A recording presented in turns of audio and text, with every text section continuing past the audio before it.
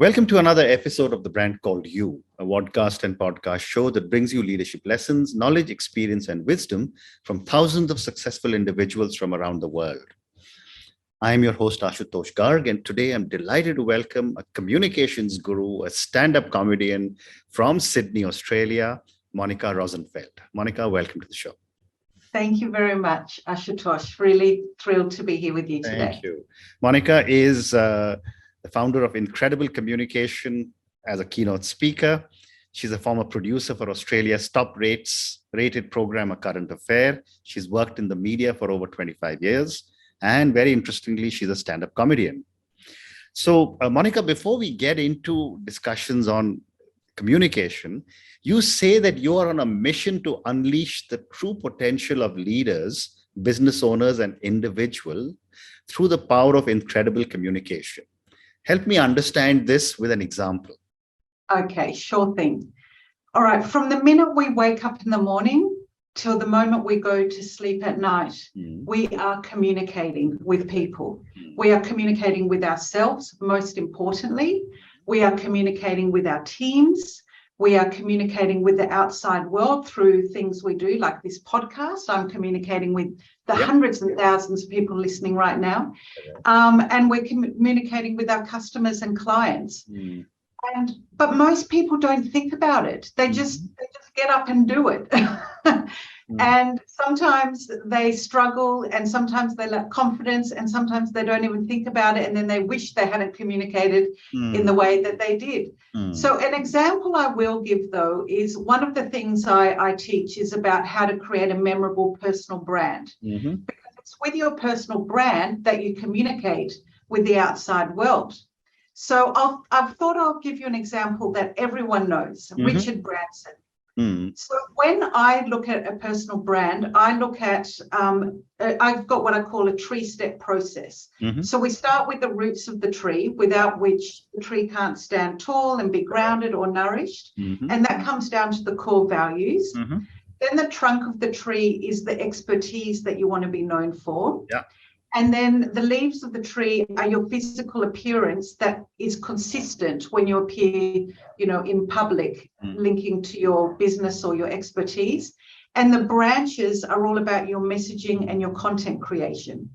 So if you put thought into this, you are very consistent with the way you communicate your personal brand. So if you look at Richard Branson, I think we would all agree that his values are, he is very innovative, he's entrepreneurial, he thinks outside the box, his solution, he's sort of thinking about how to do things differently. So he's challenging the status quo. I've asked many, many people what they think Richard Branson's values are, and they all come up with that. Correct. Then the expertise he wants to be known for, innovation, entrepreneurship. His physical appearance that's consistent, he's always got that goatee. Now, this is not by accident. He has put thought into his personal brand and how he communicates, with the outside world.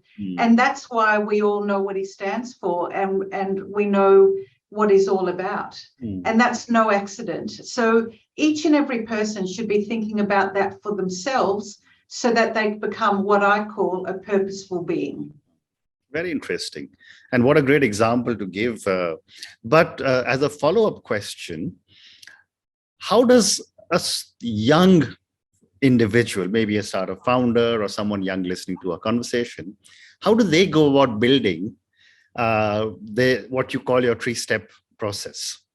Oh, it's really, it's quite simple. You can be as young as you like. There's really no age where you're limited to do this. So it's really thinking about what your core values are right now. So what are the values that you most resonate with, or that you most want to act out in your day-to-day life? So one might be adventure. You want to be adventurous. So then you think about, all right, how do you need to behave each and every day so that adventure becomes one of your core values? Right. So it's really prioritizing those top 5. Now, those values will very likely change as you grow older. Because as human beings, we're constantly evolving, and that's why it's really good to keep revisiting, what your values are. But at any age, you can think about how do I want to show up in the world? And that's where your values will come in. Yes. And then same, you look at the expertise you want to be known for, you look at sort of your physical appearance, and then you look at the messages you're going to use to communicate that with the outside world. Wonderful. So moving on, now let's talk a little bit about incredible communication. And you just told me that, we are communicating with ourselves and with the world around us from the morning we wake up, from the time we wake up till we sleep. What are some of the communication challenges a lot of corporate leaders face in communication, around the world? Yeah, well, a lot of the challenges coincide with what I call my trust methodology. And these are 5 key themes, and these are the challenges that people have. So one are self-talk, critical self-talk, the way you communicate with yourself, which leads to imposter syndrome. So that's a challenge. Then it's your personal brand, not knowing what your personal brand is and not putting thought into it. So you create the impression that people have of you by default instead of thinking about it. The next one is, understanding how to lead with integrity so that you become someone people actually want to follow, because you can't force people to follow you. You have to actually create respect from your leadership style so that they want to follow you. So how to communicate with your teams to get that. Then it's about standing out as an authority in your industry. How do you communicate with the outside world to position yourself as an expert? And lastly, communicating with your customers. How do you make your customers and clients feel the love, even though they're one of millions sometimes? So these are the challenges that my clients face each and every day, and that I help them with. Fantastic. And yet, you have been in media for 25 years. You're a stand-up comedian, and we'll come to that. One of the common problems most people have is stage fright. Yeah. When you come to communication, a lot of people can write, can maybe have a call like you and I having. But the moment it comes to a large number of people one has to speak to, the heart starts palpitating and everything else. How does one handle that, and how does one learn to speak better? Okay. All right. I love this topic because so many people are scared of public speaking, but it's an area that can be learned, and actually, believe it or not, can be learned to enjoy. Okay. My first tip is, most people are scared of public speaking is because they feel like they're being judged. So take the focus off yourself. Nobody cares about you up on stage. We're all we all only care about ourselves at the end of the day. So it's really about putting the focus on what's the message you want to give to the audience. How do you want the audience to feel? So take the focus away from yourself. It's not about you. It's about what value are you going to add to the audience? And so that's one that can really help. The second tip is with those nerves. I mean, it's natural to get nervous. And even if you're an accomplished speaker, you'll still get nervous. And that just means you care. But it's about, instead of making those nerves make you feel worse, use the nerves to turn them into excitement. So nerves and excitement are very closely linked. So it's about thinking, okay, my heart's beating, I'm so excited, instead of I'm so nervous. And just take a few really good deep breaths and really ground yourself into the present moment. And the third tip I'll give is, it's practice. The more you do it, the easier and more enjoyable it gets. So start with the stakes being low. For your first talk, don't go out to an auditorium of over 5,000 people with a 45-minute keynote. Start with maybe even your family, 7 people sitting on a couch. Bring some extended family and start small. And the more you practice and the more you prepare as well, the more in control you'll feel. But with public speaking, the only way to feel more comfortable about it is to keep doing it and keep doing it. Wonderful. So let's now move to you as a stand-up comedian. Let me ask you a question I'm sure you've been asked many times. What made you move from media or from the corporate world to stand-up comedy?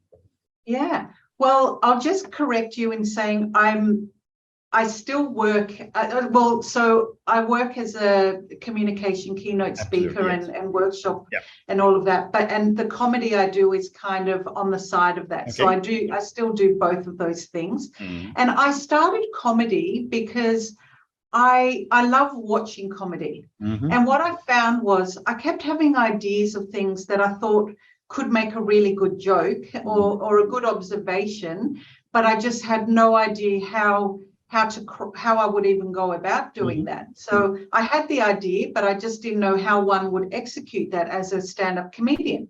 And so it was really just curiosity that led me to doing a stand-up comedy course about 4 years ago, where I learned a bit of the sort of the techniques behind writing jokes and a few other things. And then I did another course, which was much more focused on the performance of it. And at the end of the courses, we had to do what we call a graduation, stand-up comedy routine, which was the most terrifying thing I have ever done. Even though I'm a speaker, a whole different level of pressure. Correct. But I thought, you know what, I'm just going to do this graduation concert thing, and if I enjoy it, I'll just keep going, and if I don't, I'll try and forget I ever did it, and I hope the audience will forget too. But I absolutely loved it so much, so I just kept doing it. And 4 years later, I've just put on a show at Sydney Comedy Festival. And I'm just sort of progressing my comedy because it's something that gives me a lot of joy. Amazing. And when you go onto the stage for a performance, how does your background in media and your being a public speaker or a keynote speaker, how does that help you? I can tell you, storytelling. Most of my comedy style is sharing stories, and the difference is I just have to put in a punchline every now and then or quite often, as opposed to when you're giving a keynote, you still make it funny, but it's a different style. So I really feel knowing the craft of how to tell a story has really helped me in comedy. Not to mention, as a speaker, I'm not afraid of the stage, so it's not like starting from scratch, but it was just a different challenge, a different type of challenge. But I think, it's all about storytelling and mastering the art of storytelling that has really helped me with my comedy. Fantastic. And I've spoken to 3 other stand-up comedians on my show. One of the questions I always ask them is that how easy is it to get people to laugh at themselves? It's not that easy. People take life and themselves so seriously. And if there's one bit of advice I would give to people, is just lighten up. Correct. When we live in tension and everything's just way too serious, we just don't let things through, that should just flow through. And we actually do ourselves a disservice. So laughter is the best medicine to a whole range of things that you go through in life. And life actually is just a game. There's billions of us humans on Earth, and we're all playing the game of life. And it's important to laugh and see the funny side of things. Very interesting. And the comedy space, or the stand-up comedy space, seems to be getting very, very crowded now.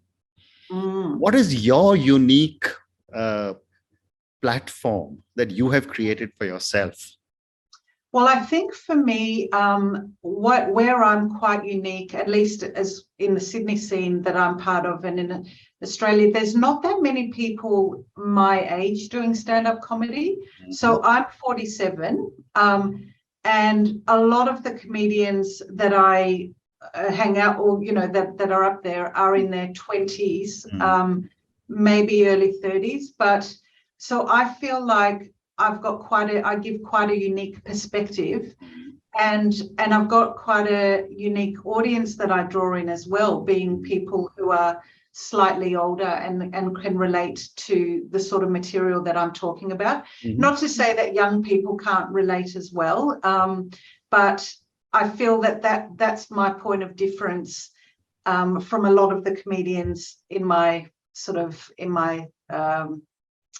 peer group. Very interesting. My next question to you, Monica, is that, Australia is a multicultural country. How, or what, in your opinion, is the impact of culture on comedy? Yeah, I think stand-up is a really good forum to talk about culture, because the thing with stand-up is you can talk about things that you may not be able to talk about in other forums without being offensive. Now, the key here is stick to your own view. So I feel like if it's truly coming from you, it's your idea, your opinion, or whatever, as long as you're not offensive about it, you can share your view. But the way you do it is in a humorous way, so that people actually laugh about it rather than, wanting to, punch you. So, for instance, I'm a mother and I do quite a lot of stories and jokes around helicopter parenting, the over-the-top helicopter parenting. And I've got strong views about that. And I feel it's a really good place for me to talk about this stuff, but in a funny way, not in an offensive way. So that's what I love about comedy. You can bring serious topics to the stage to have the awareness and to get the discussion going, but do it in a way that's very lighthearted and humorous. So people end up laughing, but they're thinking about the idea instead of sitting there feeling all grumpy and offended. Very well said. There's also a lot of debate going on stand-up comedy and their use of sensitive topics, which we have seen in my country, and I've seen it in some of the other parts of Asia. People use religion, people use political leaders, which, at that particular moment may sound funny, but then there are repercussions that I have seen coming out from other people. Yeah, I'd love to get your perspective on such subjects. Yeah, I think, again, as long as it's coming from your experience or your point of view, and you are happy to own that, I think it's okay. I mean, I don't think it's ever okay to be sort of racist or homophobic or, any of that from stage is not on. But so I think if it's talking about your religion and your experience with it, then I think it's okay. But if it's sort of talking about other people's religion and making fun of that, then I think that's when it crosses the line and it isn't okay. So the main thing is sticking to your own, your own experience, your own stories. I think that's where you're, you're okay with it. Wonderful. So, Monica, I have time for two more questions. My next question, and this is for the very large international audience who does not know about your, your program, A Current Affair, and you were the producer of that. Tell me what goes into producing a top-rated television program. Well, what we have had to do and what they have to do is always be very clear on what are people grappling with at the moment? What are people talking about? What's going to get your audience to tune in and stay switched on and keep that program on for the full half hour that it's running? So what we did as producers was we identified what these stories and topics were, and then it was up to us to go and find the best people to interview about this particular story. So if someone had, won something, we'd want to interview the person involved, or if someone had been hard done by, we'd want to get different points of view, the person who suffered the thing and then the person who made them suffer.